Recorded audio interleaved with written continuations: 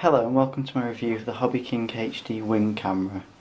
Basically I bought one of these about a month and a half ago and I've been giving it some pretty good testing, so I thought I'd just share my thoughts on what I think of it. As you can see, I've got it on the table here I've not got everything displayed that comes with it. It also comes with a USB cable, as you can see on the Hobby King site, but I've got hundreds of those, so I've just chucked that in the drawer with the rest of them. As you can see, if you compare this to say the size of a cigarette lighter, it's pretty much the same size, so it's pretty small for a HD camera, and it is definitely, if you check one of the videos, it's HD, it's definitely 720p. It's slightly shaky sometimes, and if you set the setting to the lowest video recording setting, it doesn't actually reduce the video size, it reduces just the frame rate, which means that at high speeds the video is very juddery, so it's not good in that respect. However, with like a 2GB flash card, which is what I've got in there at the moment, as you can just see that, it works perfectly fine for a bit of recording, a bit of onboard, you know.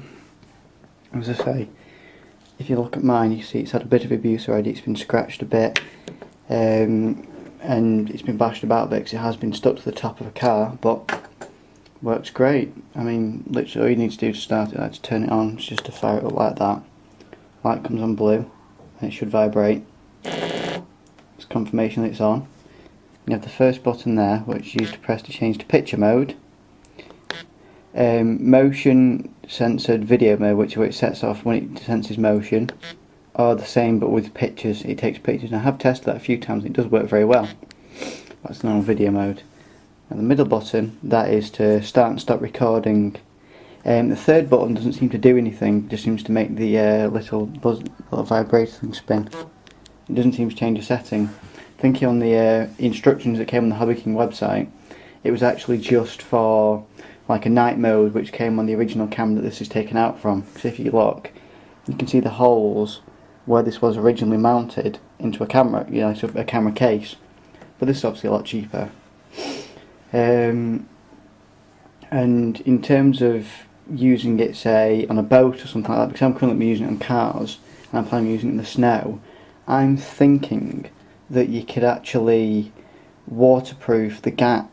I mean, obviously that means that the bit that vibrates won't spin, or I might have to make some allowance for that, but I think some holes could be plugged. As I say, I'll probably do it temporary on the back end, because you've got your USB connector, your connector for the other cable you saw behind it, which is plugged into the TV to change the settings, and the microphone, obviously the SD card, so you want that to stay as is. Now, my only problem with my camera in particular is that after a rollover, the button in the middle to start recording, when I actually click to stop recording, it doesn't seem to work. It occasionally will do, but what I noticed on the video is that, pardon me, it leaves like a funny, because it makes the video flash and stutter for a second but doesn't actually cut it off. So it's no good really in that respect, but that's my only down point, and that's because of my own user error. Other than that, the camera itself works superb and I'm really happy with it. And if you check out one of my other videos, you will see it in action at speed as well. It's on my old Slash 4x4, and that was running a fairly hot motor, so it was, you know, it get down the road at a fair rate of knots.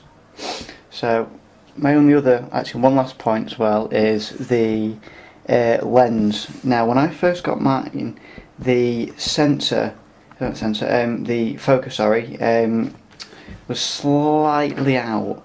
So what I actually had to do is turn that anti-clockwise a little bit. Now it is actually stuck when you first get it, but if you can be a little bit brutal, not too much like get a pair of pliers in it, but if you do turn it quite hard, it will actually just break the glue bond, and then you can adjust it slightly, but always make a reference point as to where it was.